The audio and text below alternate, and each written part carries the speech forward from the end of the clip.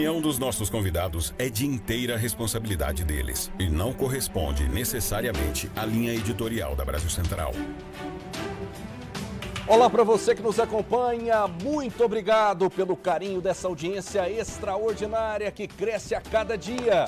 Estamos ao vivo pela TV Brasil Central, pela TV Alego, RBC FM, Rádio Brasil Central, AM, pelo nosso YouTube que tá bombando. Daqui a pouco a gente chega a 400 mil inscritos e para isso contamos com a sua audiência, contamos com você.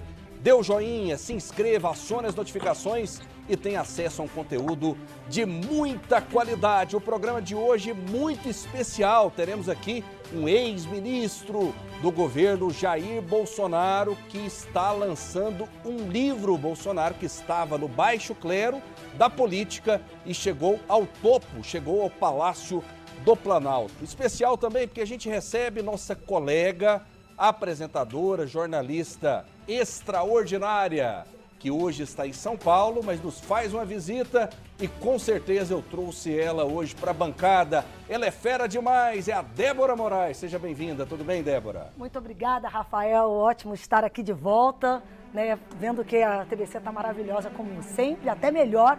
Então vai ser um grande debate, a gente vai poder trocar bastante conteúdo aqui com vocês. E temos outros gigantes, João Coelho é filósofo e sociólogo. Tudo bem, professor? Seja bem-vindo. Obrigado, quero agradecer novamente a participação aqui, quero agradecer o Sargento Novandir, também a Débora Moraes e principalmente aí o público que nos assiste aí pela TV Alego e TBC. Sargento Novandir é vereador de Goiânia, é conservador, seja bem-vindo, tudo bem? 100% conservador, para mim é uma satisfação mais uma vez, Rafael, participar do TBC do debate, satisfação também participar com a Débora Moraes, jornalista, já tive aqui com ela também na TBC, satisfação também estar aqui dividindo a bancada com o João Coelho, filósofo e sociólogo, um prazer muito grande estar aqui mais uma vez nessa emissora que não tem lado, que defende as pautas de tudo que é de maneira correta. Daqui a pouco conosco, Onyx Lorenzoni, foi deputado várias vezes, esteve aí como protagonista na política, foi ministro da Casa Civil. Daqui a pouquinho a gente estará com ele aqui, ao vivo no TBC Debate, onde brigam as ideias e não as pessoas. O programa de hoje tem os seguintes destaques. Deputados federais propõem PEC para barrar decisão do STF que pune empresas jornalísticas por falas de entrevistados. É um gravíssimo equívoco. Na verdade, isso corrói pilares da democracia, como liberdade de imprensa e liberdade de expressão. Seria este mais um capítulo do embate entre Congresso e Supremo? Veja na pergunta do dia. Oposição ao governo Lula convoca atos contra Flávio Dino no STF. Michele Bolsonaro criticou a indicação de Flávio Dino ao Supremo. Não existe comunista cristão. Você já imaginou se esse homem consegue chegar no STF? O que ele não vai fazer com a gente? Ex-primeira-dama criticou também a troca de mulheres em ministérios e cargos de confiança no governo atual. Que só valoriza a mulher na época de campanha. Mas quando chega no poder, eles batem a porta na cara dessas mulheres. Agora, no TBC Debate.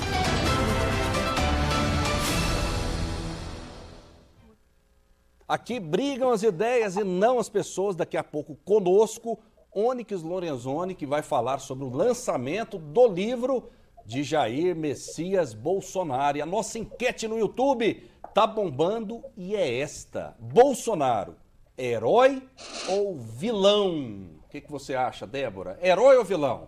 Bolsonaro. Vou te colocar na parede hoje também. Você é convidada. Uma ótima tarde a todos, aos meus colegas da bancada aqui, cumprimentando agora. Você me botou numa sinuca de bico, mas eu sou mulher de posicionamento.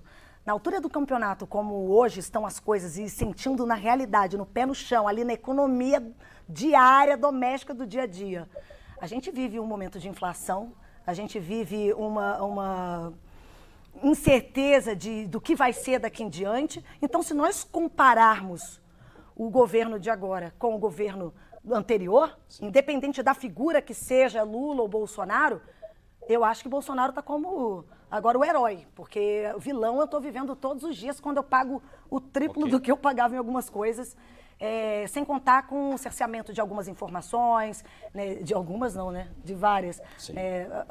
o lado, digamos assim, tendencioso do STF em relação a jornalistas, a pessoas, a perseguições. Então, eu acho que a gente vive um momento muito drástico de obscuro, que as pessoas não podem ser elas mesmas, a gente não pode opinar. Estou aqui opinando. Medo.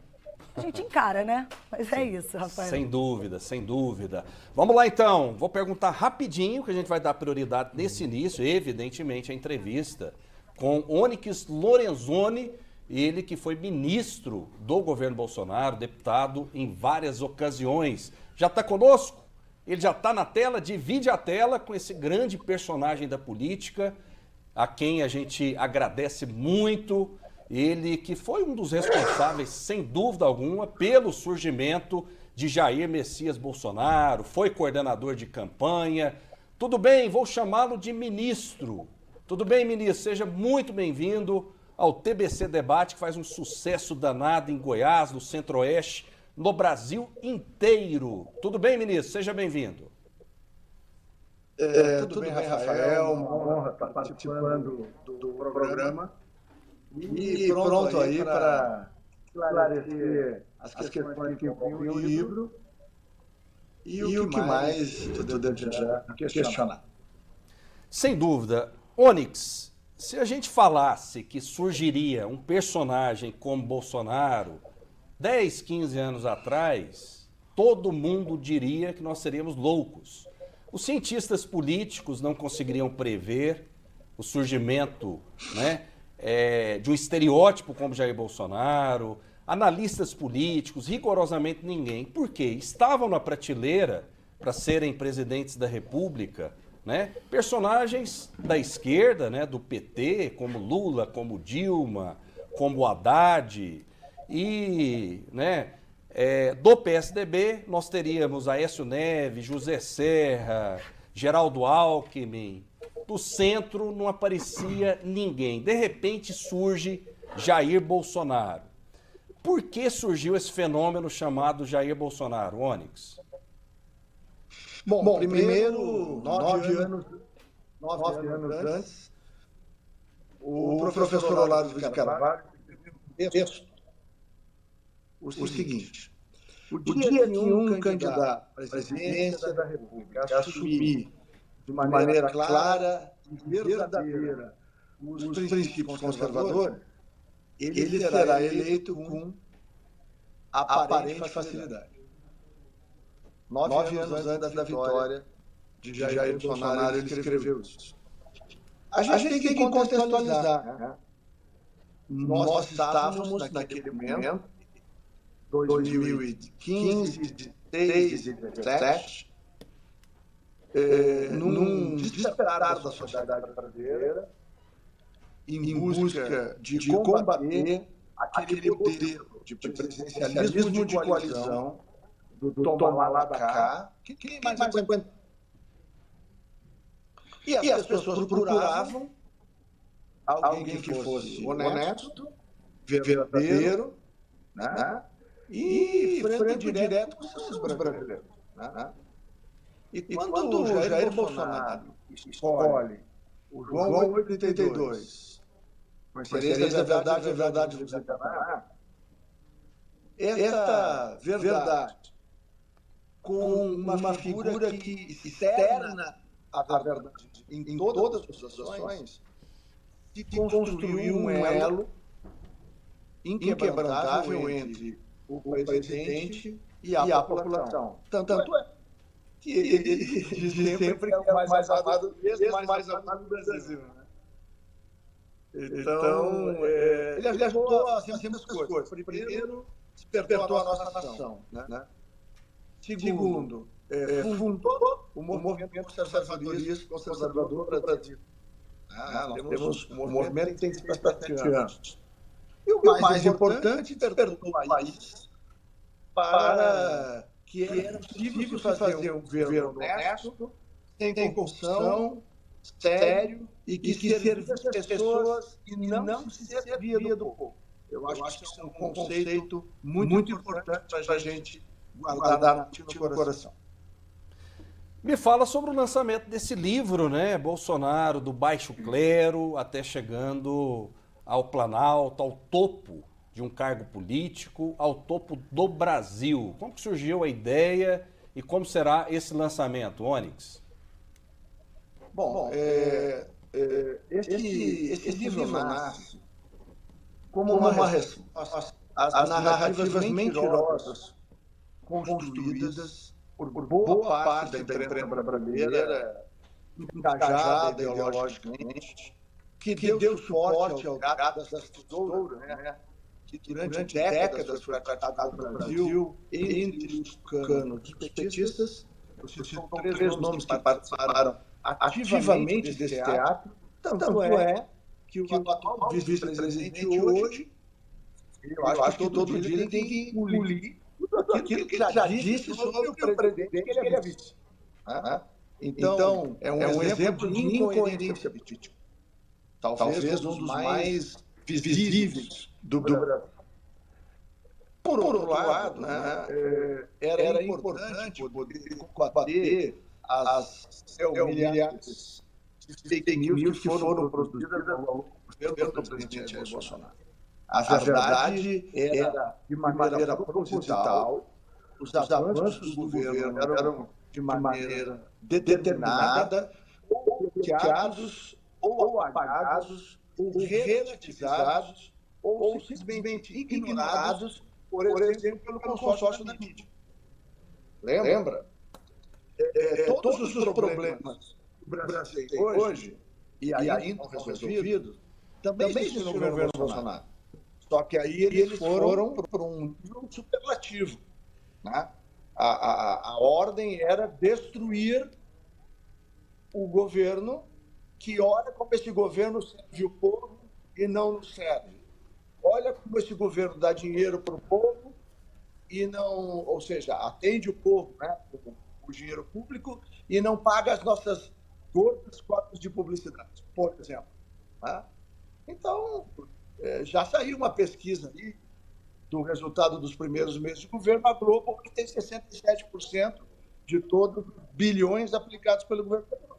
Só para a gente poder ter uma clareza do que a gente está falando. Né? Então, nós sabíamos que tínhamos que ser disruptivos, foi o compromisso que nós assumimos nas ruas do Brasil, foi o que levou o presidente Bolsonaro ao comando da nossa nação, e foi literalmente sair do baixo clero da Câmara, o mais alto posto da Câmara, foi por isso, o mais alto posto do país.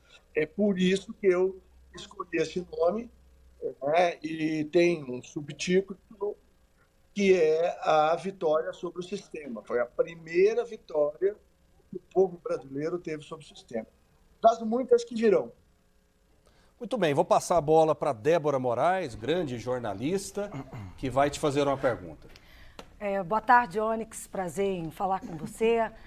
Eu queria saber, eu não tive ainda acesso, né, ao livro, gostaria, claro, com certeza de ler, mas diante dessa perspectiva que a gente vive hoje, né, de censuras acontecendo em relação a perfis no antigo Twitter, né, no Instagram, algumas perseguições que a gente vê aleatórias, a manifestação livre de opinião, e a gente tem, inclusive, hoje, né, um grande debate para acontecer aqui da nossa pergunta do dia sobre a PEC da mídia, né, da imprensa se responsabilizar por conta de falas dos seus entrevistados. Eu queria saber se, né, diante do que você colocou e escreveu no livro, se você fica com receio de um posicionamento contrário do STF, se isso de alguma forma pode abalar e você vai enfrentar se isso acontecer diante do que você expõe, né, na sua publicação. Primeiro, né, a gente trabalhou muito com dados, números, sobre feitos e programas e resultados que o governo Bolsonaro obteve ao longo dos últimos anos.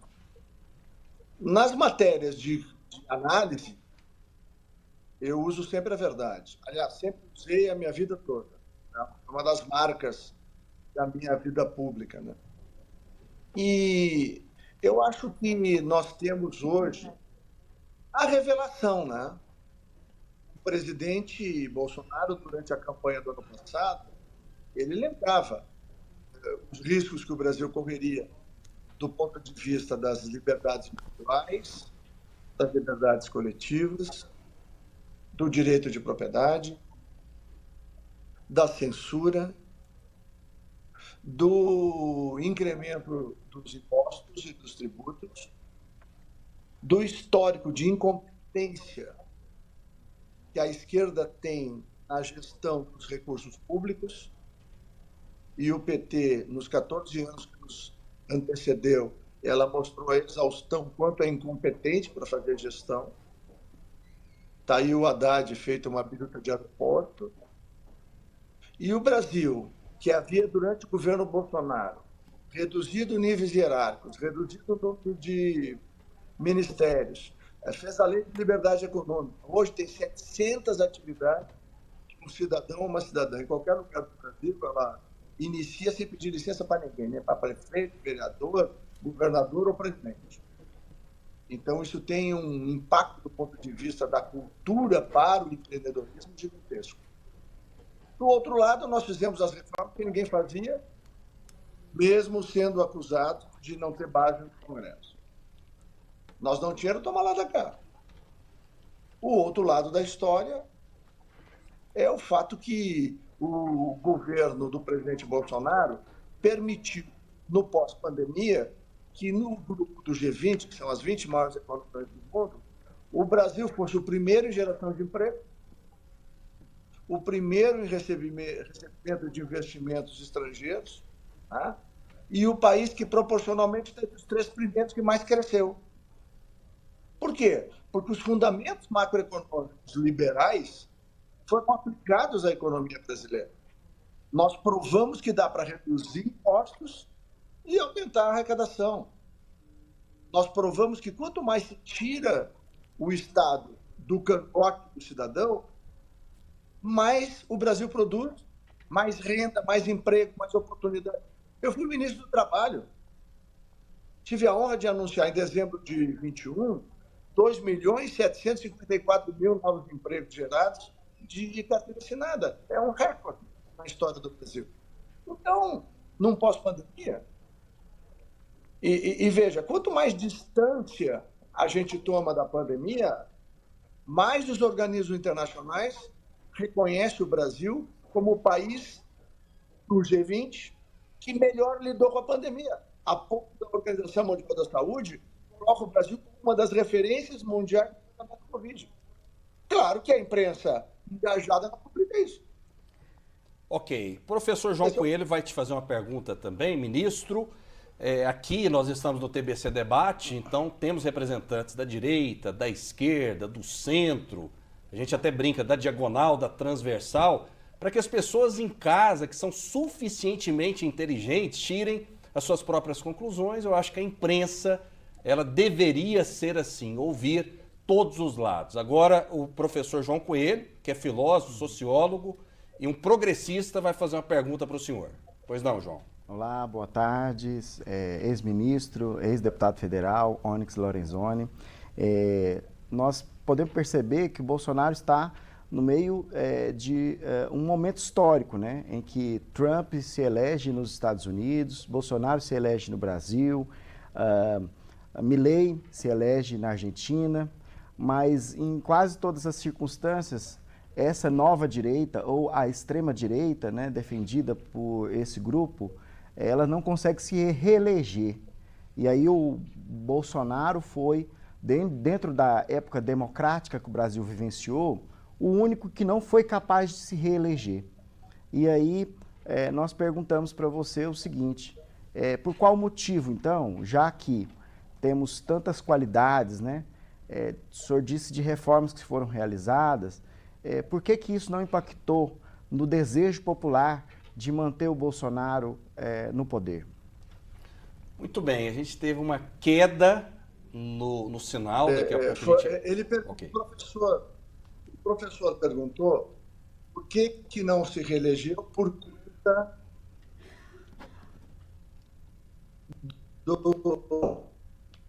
dando uma tradição que nós...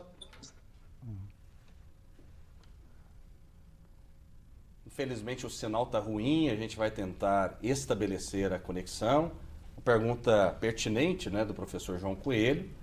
E o professor João Coelho, ele provocou o ex-ministro, eu acho que faz parte esse tipo de provocação, né? É um jornalismo que a gente faz completamente livre e a gente aguarda daqui a pouquinho a participação do ministro Onyx Lorenzoni, daqui a pouco, inclusive, né, a gente combinou uma entrevista com 30 minutos e a gente quer aproveitar ao máximo, mas infelizmente a internet não está tão boa. Então vou fazer o seguinte, como a gente está num debate, o Novandir vai responder enquanto volta o sinal do ministro, do ex-ministro Onyx Lorenzoni. Por que o Bolsonaro não foi eleito se ele tem tantas qualidades? Primeiramente, eu quero fazer uma observação que eu discordo do nosso debatedor João Coelho, que a grande maioria dos deputados e senadores que foram eleitos e reeleitos são de direita. Tanto que nós discutimos isso aí por diversas vezes, que o Congresso iria fazer a diferença, que teria como ainda retalhar algumas coisas erradas do governo de esquerda. Mas, infelizmente, não está sendo possível justamente pelo que o Onyx Lorenzoni disse, a barganha, a negociata. O que eu vou ganhar para votar dessa forma? O que eu vou fazer para resolver o problema? E o Bolsonaro não negociava caráter e o futuro do nosso país. Muito bem, vamos saber então a resposta do ex-ministro Onyx Lorenzoni. Agora a gente volta com ele. Fica à vontade, ministro. Em primeiro lugar, e de maneira muito respeitosa, eu quero dizer que o professor, como todos os esquerdistas, já quer me rotular. E rotular o presidente. Aliás, isso é algo que surge na esquerda europeia para tentar fazer com que todo conservador, todo liberal, que são aqueles que mais defendem a liberdade de pensamento, que são aqueles que mais combatem a censura e aqueles que mais respeitam a criação intelectual, completamente diferente do que a esquerda faz. Ou tu produz dentro dos conceitos esquerdistas, nas universidades ou nas instituições de pesquisa, ou tu não tem dinheiro. De preferência, tu é expulso da instituição, porque tu ousa pensar diferente de um marxista, de um socialista, seja ele filósofo, historiador ou um pesquisador de qualquer outra área. Então, extrema esquerda serve para o PSOL, mas não serve para os conservadores brasileiros. Eu repudio essa frase. Segundo, o presidente Trump estava eleito. O Bolsonaro se elege depois do presidente Trump. E para mostrar como foi importante esse movimento conservador, o grande drama da esquerda brasileira é que durante anos eles mentiram, tanto o PT quanto o PSDB, de que eles eram a maioria no Brasil. Hoje eles sabem que não são.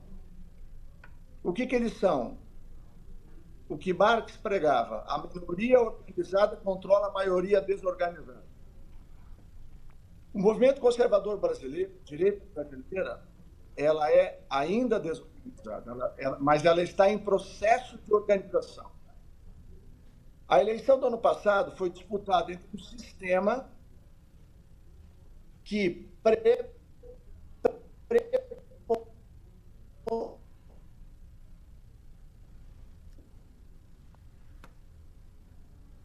A gente teve mais um problema de sinal, né? Acontece em todo lugar do Brasil, em todos os lugares a gente tem esse problema, mas deu para captar a resposta do ex-ministro Onyx Lorenzoni. Daqui a pouco, se ele voltar aqui, né? Se a gente restabelecer o sinal, eu vou querer saber a pergunta, né, do sargento Novandir, que é conservador, para Onyx Lorenzoni. De qualquer maneira, qual pergunta que o senhor faria a ele?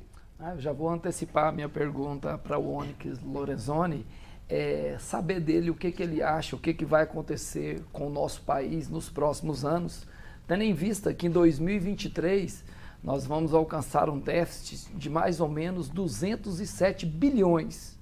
207 bilhões de déficit. No ano de pandemia, no ano que o Brasil, que todos os países do mundo quase faliram, que foi um gasto muito alto, nós gastamos 100 bilhões.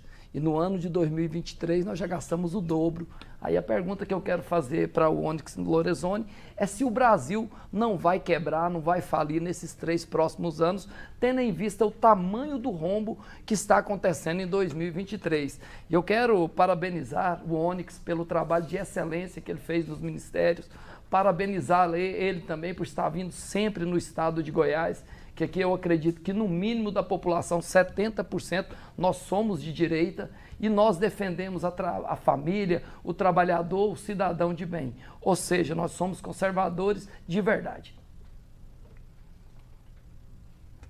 Posso falar? À vontade. Ah, tá. Bom, então só terminando a resposta anterior, a má notícia para a esquerda brasileira é de que nós vamos nos organizar e pode nos esperar que em 23 a gente vai voltar. Por exemplo, o Milei já é resultado de Jair Bolsonaro. Por quê? Eu que vivo lado a lado e tenho dezenas de amigos argentinos, assim como tenho no Uruguai, o que acontece? Os uruguaios e os argentinos viam o Brasil crescer, progredir, gerar oportunidades e os países deles afundando.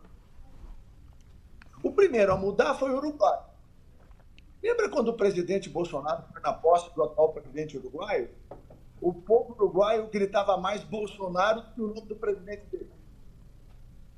Isso foi gravado e registrado. O Milei é a resposta do argentino olhando o que aconteceu no Brasil. E eu espero que o Milei possa fazer um ótimo governo. Quanto à eleição do ano passado, acho que, assim como a pandemia, a gente precisa tomar distância. Talvez daqui a uns 3 ou 4 anos, a gente possa interpretar melhor o que aconteceu no ano passado. Mas, de qualquer maneira, a resposta ao vereador é a seguinte: nós hoje temos uma maioria conservadora no Brasil. Nosso trabalho é resistir e persistir. O Brasil nunca mais vai se esquecer do melhor governo da história do Brasil. E quanto mais o tempo passar, mais vai se poder verificar que a gente estava certo e que Jair Bolsonaro fez corretamente. Porque aqueles que se uniram para destruir um governo que foi constitucional, não se afastou 1 milímetro da Constituição, eficiente e fraterno, vou lembrar aqui o Auxílio Brasil e vou lembrar aqui o auxílio emergencial que tive a responsabilidade de implantar. Então, o que acontece? Hoje, a sociedade brasileira sabe como é um bom governo e aqueles que esqueceram estão descobrindo como é um governo de esquerda ruim. Acho que ele não ouviu. E já no ano que vem, nas eleições municipais, isso já vai aparecer com clareza.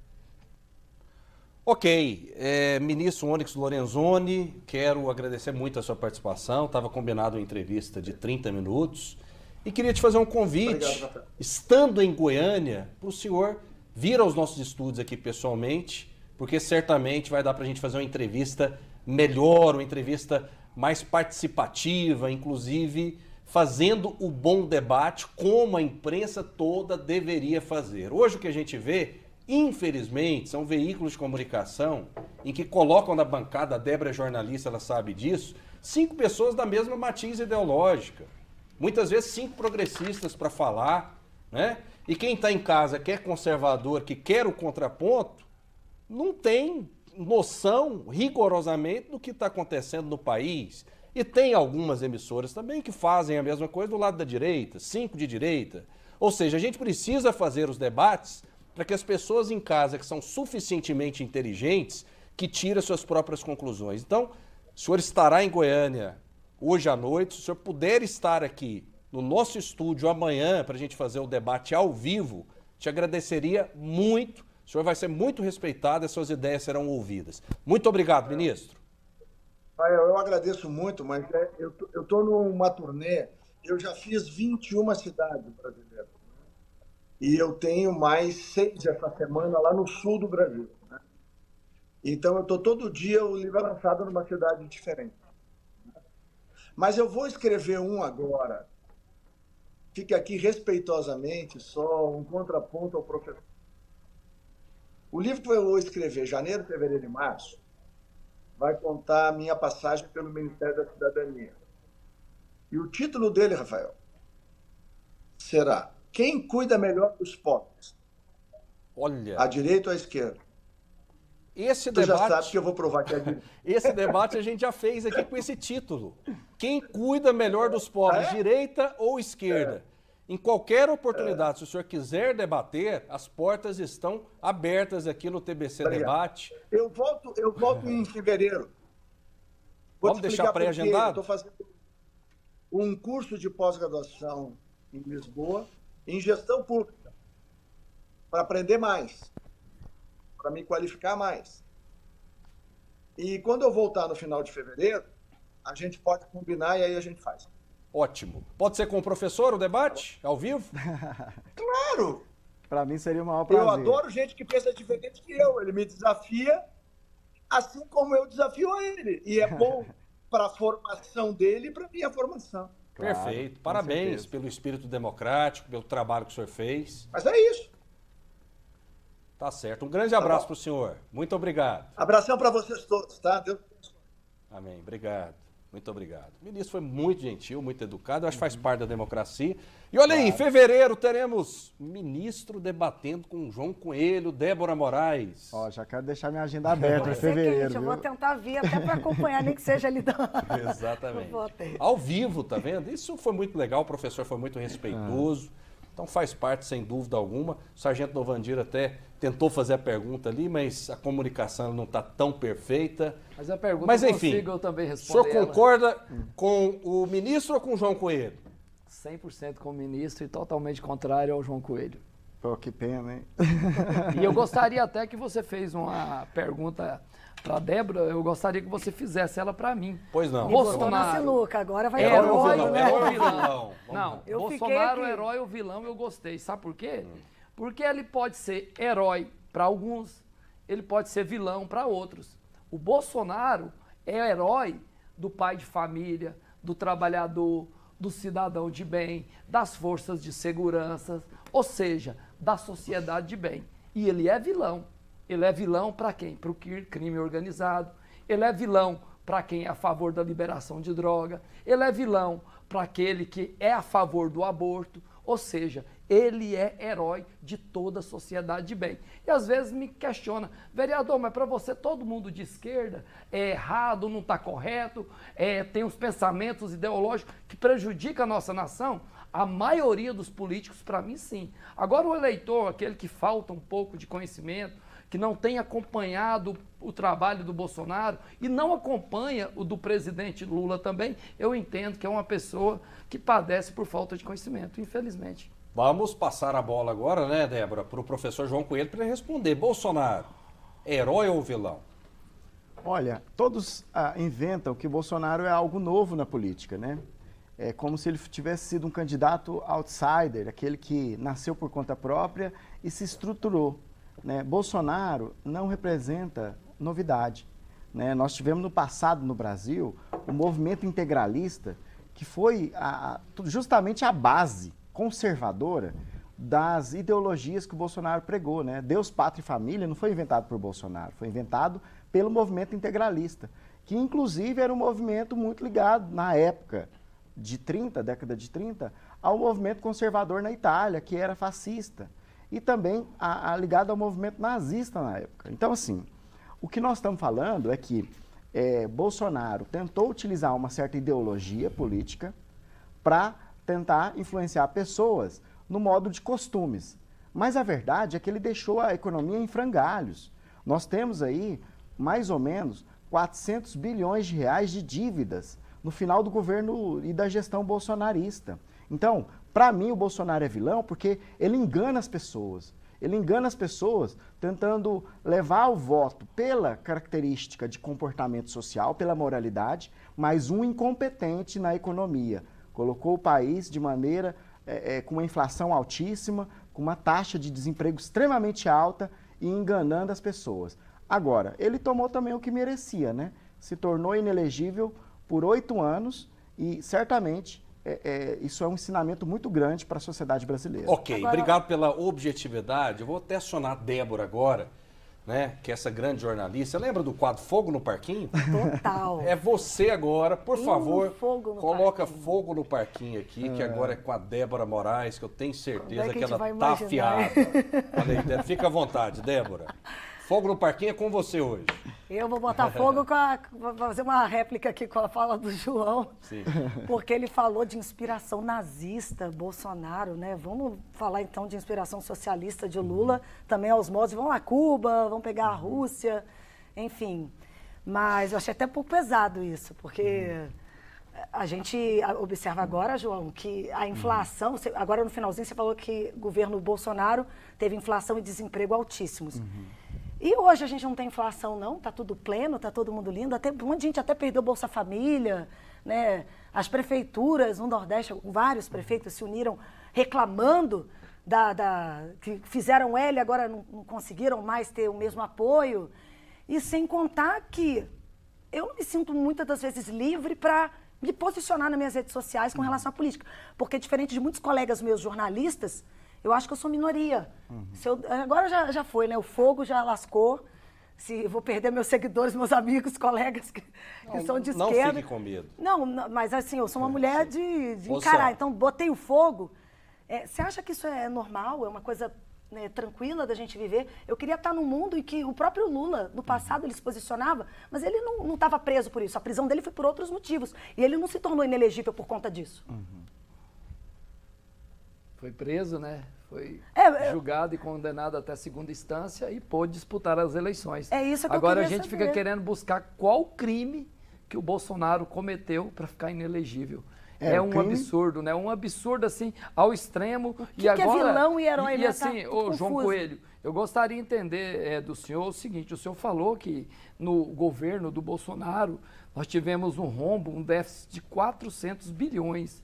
E o que o senhor me diz no governo do Lula, sem pandemia, nós já temos 200 bilhões, vai ultrapassar 207 bilhões no ano que não teve pandemia, que foi um ano que o Brasil podia muito bem estar prosperando? Eu sei a resposta, porque o Bolsonaro não fazia essas barganhas com a Câmara Federal, nem com o Senado, de bilhões para receber voto em projetos e projetos que prejudicam a nossa sociedade. Aqui nós, como cidadãos goianos, nós já temos que ressaltar a reforma tributária, que vai ser um prejuízo imenso para o estado de Goiás. O nosso governador Ronaldo Caiado, de maneira justa e legítima, foi para Brasília, lutou de unhas e dentes, de tudo que é forma, para derrubar esse projeto e não conseguiu. E o estado de Goiás, nós, trabalhadores, pai, mãe de família, vamos pagar um preço muito alto por isso. Essa é a grande verdade. Vamos fazer o seguinte, daqui a pouco o professor até responde, e o professor está sendo bem objetivo, porque hoje é um programa diferente, tem a Débora, tem o professor, tem o Novandir, teve entrevista com o ex-ministro Onyx Lorenzoni, mas vamos acompanhar a nossa pergunta do dia, que é muito polêmica.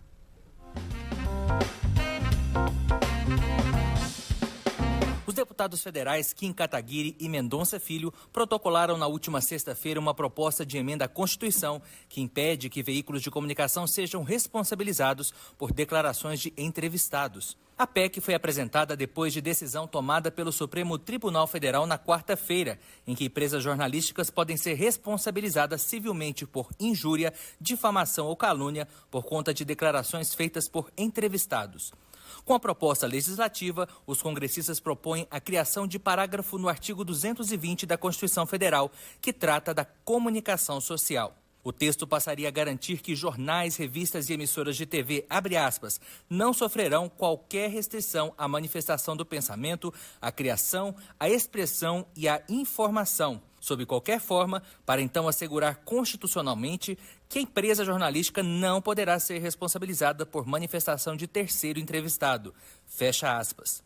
Segundo Mendonça Filho e Kim Kataguiri, a decisão do STF dá margem para interpretações sobre o dever da empresa jornalística, além de ser difícil cumprimento em alguns casos, como entrevistas ao vivo. Nas redes sociais, o deputado Kim Kataguiri afirmou que esse tipo de decisão do STF restringe as liberdades de imprensa no Brasil e que isso não pode ser aceito pelo Poder Legislativo. Também nas redes sociais, o deputado Mendonça Filho publicou um vídeo classificando a definição da Suprema Corte como um grande equívoco. É um gravíssimo equívoco. Na verdade, isso corrói pilares da democracia, como liberdade de imprensa e liberdade de expressão. A gente não pode, de forma alguma, tolerar um suposto remédio que, na verdade, vai se transformar num veneno contra pressupostos democráticos. E diante dessa proposta dos deputados, fica a seguinte pergunta para você de casa e para os nossos debatedores. PEC sobre mídia, mais um capítulo do embate entre Congresso e STF? Posicionar aqui a nossa Débora Moraes, que vive na pele o jornalismo há muitos anos. Você fica um tanto quanto preocupada com essa decisão do STF? Que olha, tem muita gente que acha que é uma decisão contra a direita, mas é uma decisão contra todo mundo, contra quem é de esquerda, contra quem é de centro. Enfim, em muitas situações, a própria esquerda criticando essa decisão do STF sem precedentes, que arrebenta com a liberdade de expressão. Por exemplo, eu vou ter medo de chamar o professor João Coelho aqui, que é polêmico. Vou ter medo de chamar o Novandir, que é polêmico também. Você, como jornalista, você se preocupa, Débora? Total, não ia nem poder estar aqui também fazendo perguntas meio incendiadas. Eu acho muito triste. Eu tô até fazendo um pouco momento nostalgia comigo. Eu estava comentando com o João Fernandes. Eu já bebi dessa água. Eu já fui uma estudante que ia para as ruas, fazia manifestação. Já botei broche. Já cantei Lula lá, brilha uma estrela.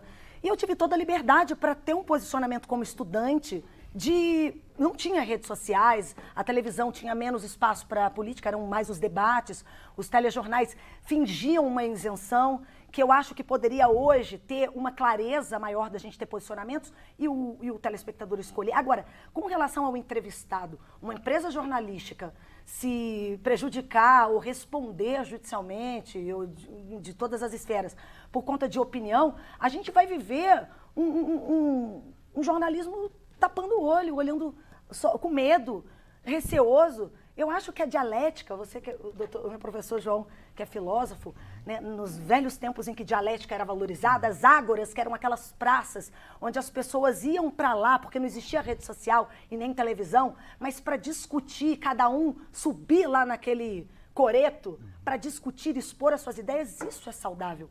Então a gente tem que acompanhar o movimento das coisas. Ninguém mais namora por um telegrama. Hoje é rede social, é aplicativo de relacionamento, você arruma... Então a gente tem que se adequar à realidade. Televisão está aí para a gente fazer contrastes de ideias, discussão como esse programa que é maravilhoso.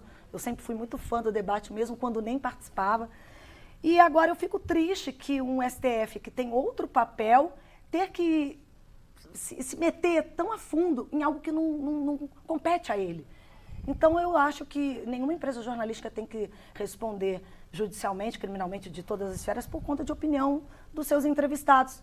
Agora, aquele povo aparecendo no ao vivo lá da Plim Plim, falando alguma coisa, vai ter que viver uma redoma, vai ter que fazer, ninguém pode fazer mais nada. Eu estou muito preocupada com isso. Como jornalista, eu me sinto, sim, censurada, e eu acho que a gente até fica com medo. Eu vou ser preso, vão me cancelar. Não pode ser isso. E que vença a melhor ideia. Eu sou a favor da democracia. Se foi Lula que ganhou, ele é o nosso presidente. Mas se na próxima campanha a gente puder mudar isso, tudo bem. É o presidente de todos os brasileiros, inclusive, Exato. Débora. Ele é presidente hoje de quem votou no Bolsonaro, de quem votou nele, de quem votou em outros candidatos, evidentemente. Professor João Coelho, essa medida específica do STF foi desnecessária, na sua opinião?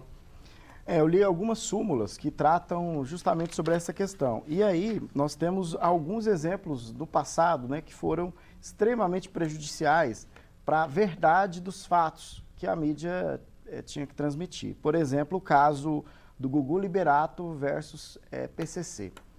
Houve lá atrás uma entrevista falsa, encomendada, para que o Gugu Liberato, no programa do Gugu, concorresse com a audiência com, na época, o Faustão. E aí o seguinte, foi desmascarado. O Gugu veio a público pedir desculpa por essa falsa entrevista. Um grande papelão aquilo. Um papelão.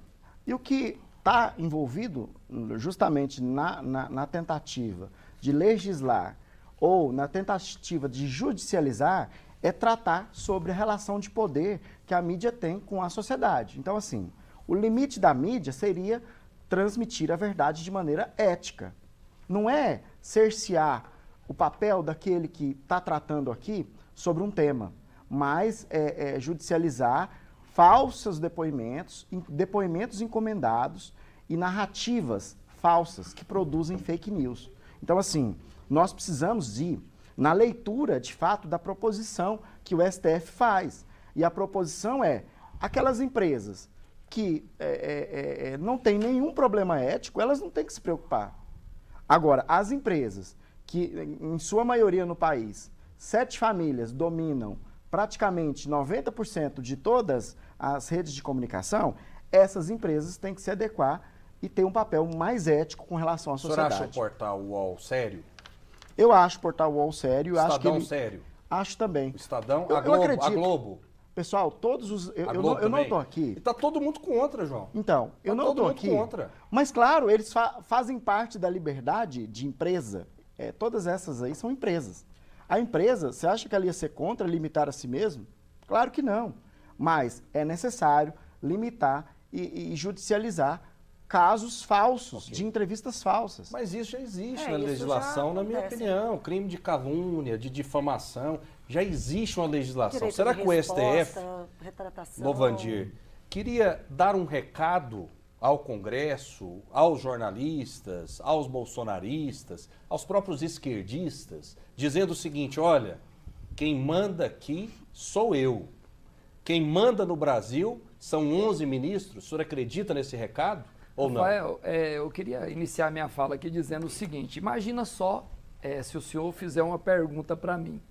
O que você acha que o Lula é? Ele é um governante honesto ou ele é corrupto?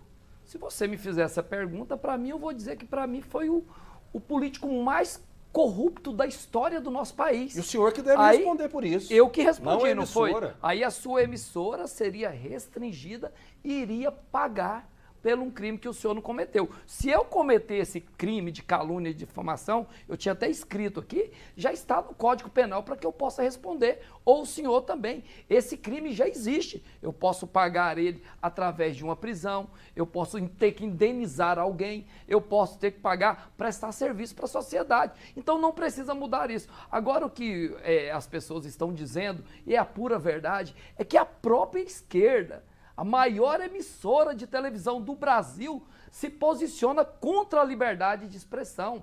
Ontem eu vi uma matéria nessa maior imprensa de televisão do Brasil que disse o seguinte: como a esquerda não chama o Hamas de terroristas? Como não pode chamar o Hamas de terrorista?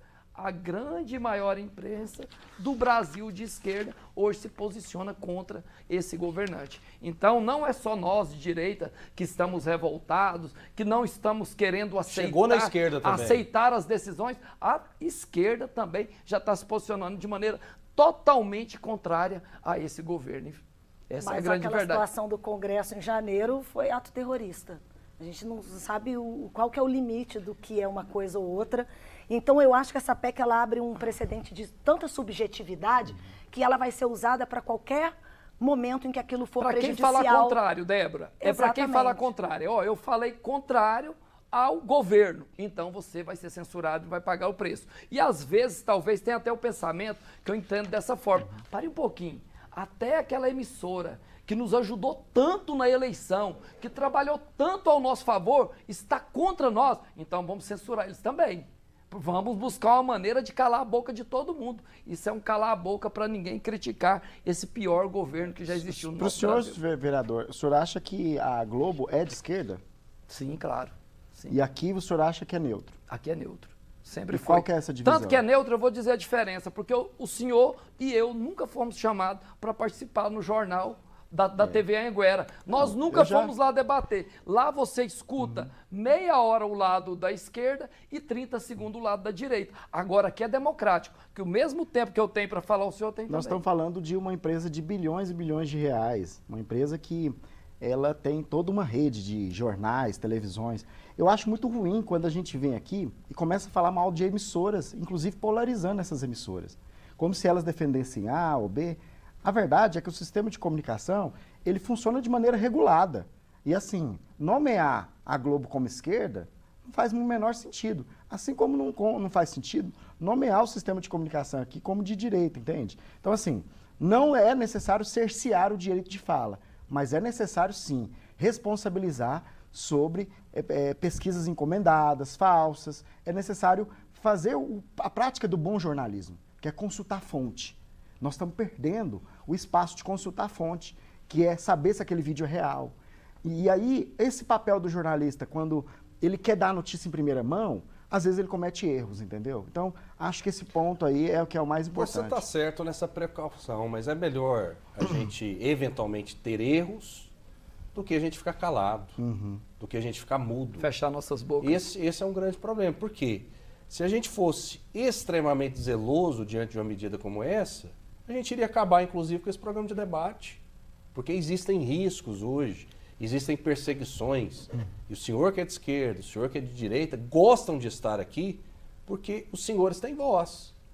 É o que eu digo, e eu acho que o senhor foi muito feliz. O senhor falou o seguinte: quantas outras emissoras dão esse espaço em estúdio, em horário nobre, para falar o que quiser, ao vivo, 1 hora de maneira ininterrupta, sem intervalo? A Débora, que é muito experiente, né, já esteve no Espírito Santo, fazendo jornalismo em São Paulo, no Rio de Janeiro, ela pode falar sobre isso. Isso acontece com frequência, Débora? Não, não é muito comum de ver. Inclusive, eu vejo que acho que existe um certo medo de emissoras se posicionarem ou de abrirem para posicionamentos. Porque a gente não vai negar que grandes emissoras de TV têm suas linhas editoriais. Eu já fui repórter, produtora, editora, apresentadora em outras emissoras de TV, eu trabalhei em todas. SBT, Record, Cultura, Band, todas em diversas funções.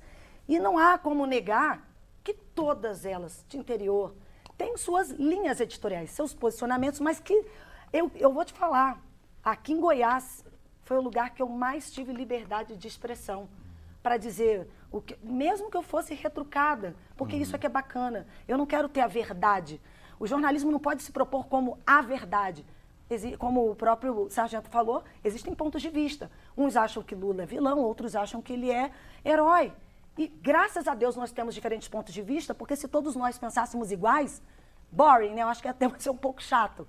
E é essa dialética, essa troca, a gente aqui nos bastidores brinca, é amigo, ideologicamente talvez a gente faça algumas divergências, mas tem pontos que eu concordo com você, óbvio. E é isso que faz movimentar uma política, um governo, até porque ele não tem que se reinar absoluto. É essa oposição que faz o trem andar. E essa liberdade que você teve foi na TBC, eu tive aqui na TBC. De eu poder conversar com pessoas de direita e de esquerda, eu trabalhar com muitos colegas de esquerda, a redação quase toda, meus colegas jornalistas, e eu me senti diferente, mas não ser... Existe um mito, inclusive, quem faz essas laudas, faziam essas laudas aqui, essas notícias, a maioria é da esquerda. Para deixar muito claro. E eu mesmo... E outra, eu tenho muitos pontos de vista de um lado que eu falo, não, realmente, você tem razão. Não é porque eu sou em cima do muro. É porque eu acho que a gente também tem que relativizar. Eu não sou a favor de discurso de ódio. Eu não sou a favor de que uma coisa tem que ser absolutamente única. Eu acho que as coisas podem ser somadas. Mas pena que não é assim que os governos pensam. Então, existe essa... Porque a imprensa é o pilar fundamental da democracia. Então a gente não pode aceitar soco no estômago o tempo todo. Verdade. Tapa na cara o tempo todo. Rafael, e assim, quando eu escuto alguém dizer que aquele acontecimento que aconteceu no 8 de janeiro, terroristas foram para Brasília, gente, eu fico assim indignado e revoltado, Porque não tem coisa pior para mim nesse mundo, que é a injustiça. Aquelas pessoas que foram para Brasília, alguns excederam e cometeram erros. Agora, chamar de terrorista, vai ver o que é um terrorista. Um terrorista, ele chega com uma bomba e explode no meio de todo mundo. Um terrorista, ele pega um fuzil 762 com kit de rajada e dispara em todos que estão na frente. Agora, classificar aquelas pessoas como terrorista, para mim é um tapa na cara da sociedade. Aquelas pessoas estavam fazendo uma manifestação contra o governo. Não, nós estamos tentando um golpe. Um golpe desarmado? Mas o Hamas não é terrorista. Não, o Hamas é terrorista. O Hamas matou... Quantas pessoas no 8 de janeiro matou? Né? Se alguém falar para mim, se vocês provarem para mim, Débora, que no 8 de janeiro alguém morreu lá, alguém levou um tiro, alguém foi esfaqueado, aí eu vou falar para você que é terrorista. Agora, e outra coisa que tem que se observar, que todos dizem, eu não tenho como provar, mas escutei muito e acredito que seja verdade. As imagens desapareceram. E por que as imagens desapareceram? É para esconder algo que a esquerda praticou dentro do Congresso. O senhor me deu um gancho muito importante, a presença da Débora aqui é emblemática, até por conta disso.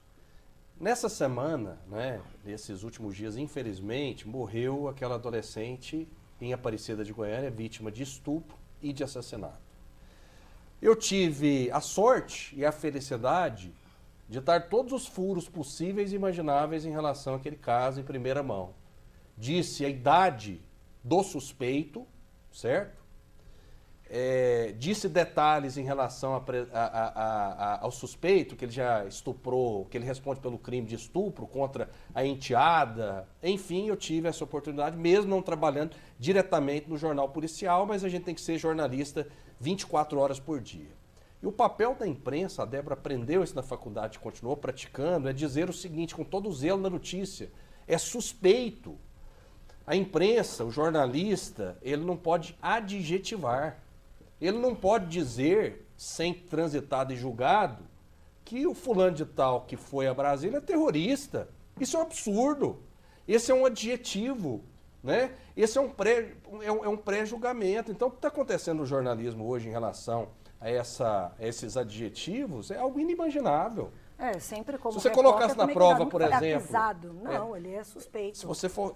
Se você na matéria, né?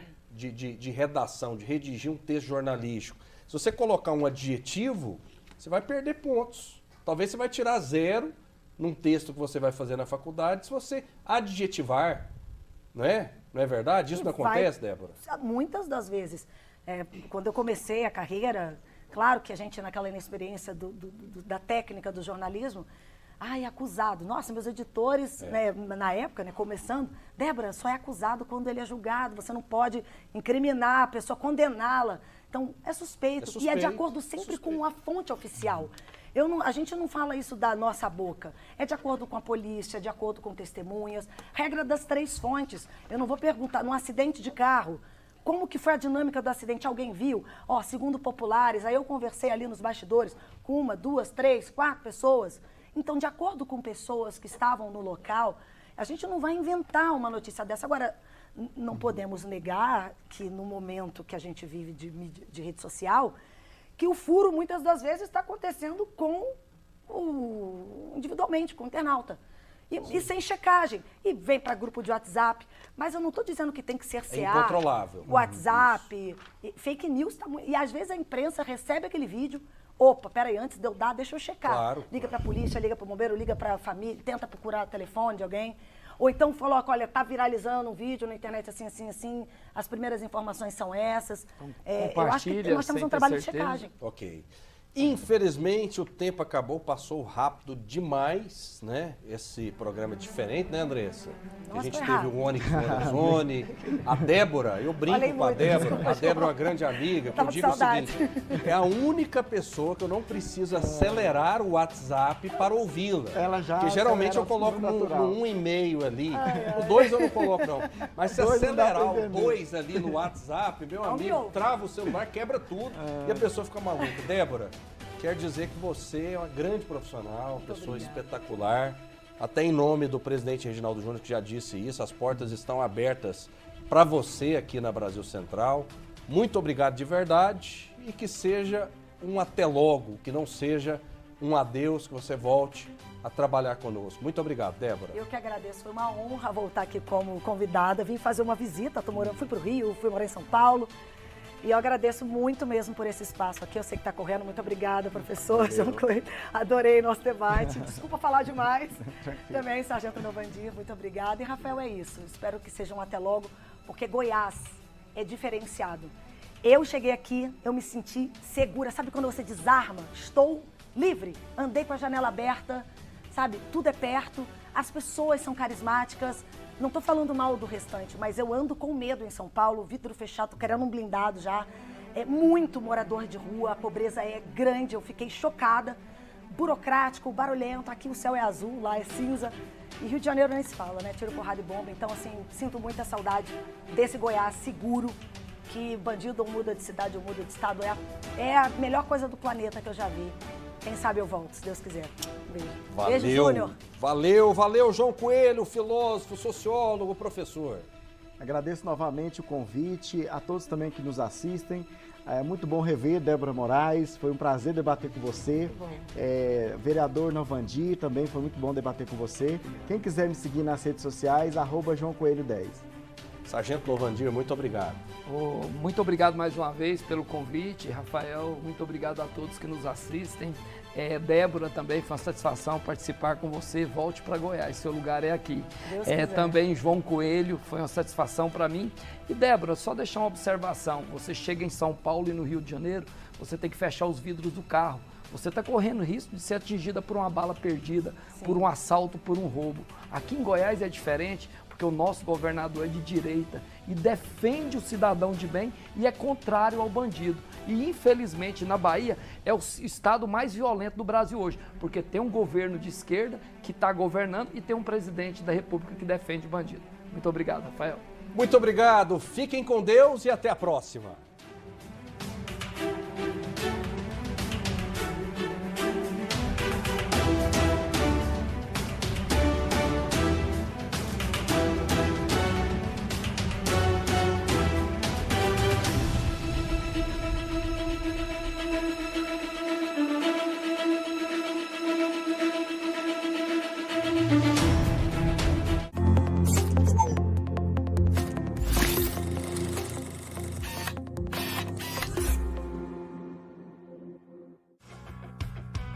Olá, ótima tarde para você ligadinho aqui na tela da TV Brasil Central, também pela Rádio Brasil Central AM, 1270 kHz e através do YouTube no canal Loucos por Esportes. Está no ar o TBC Esporte, primeira edição.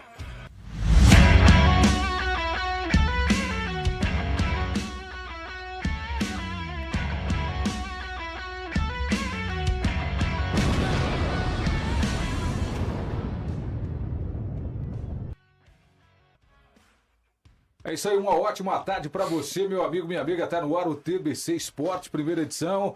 Para você que se liga aqui na tela da TV Brasil Central, nos ouve pela Rádio Brasil Central AM e, claro, acompanha através também do YouTube. Vamos juntos a partir de agora, trazendo os principais destaques do mundo esportivo.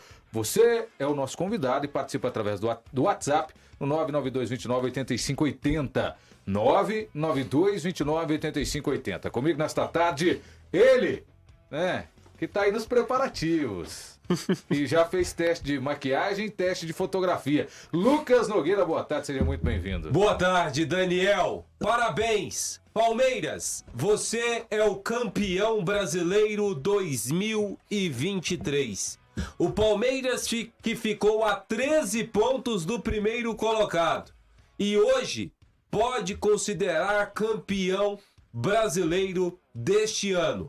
Eliminado pelo Boca na Libertadores da América, eliminado pelo São Paulo na Copa do Brasil, mas o Palmeiras, pelo treinador que tem, hoje o melhor técnico do futebol brasileiro, conquistou o título nacional, Daniel. É isso aí, boa tarde também para ele, Dante Keller, conosco e, claro, trazendo seus comentários, suas opiniões. Seja bem-vindo, Dante. Boa tarde, Daniel. Aliás, depois você me passa como é que a gente faz para ficar 3 meses de férias, que eu tô precisando descansar e eu tô precisando dessa dica aí pra gente saber. É fácil. É.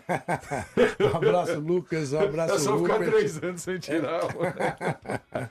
Mas é isso aí.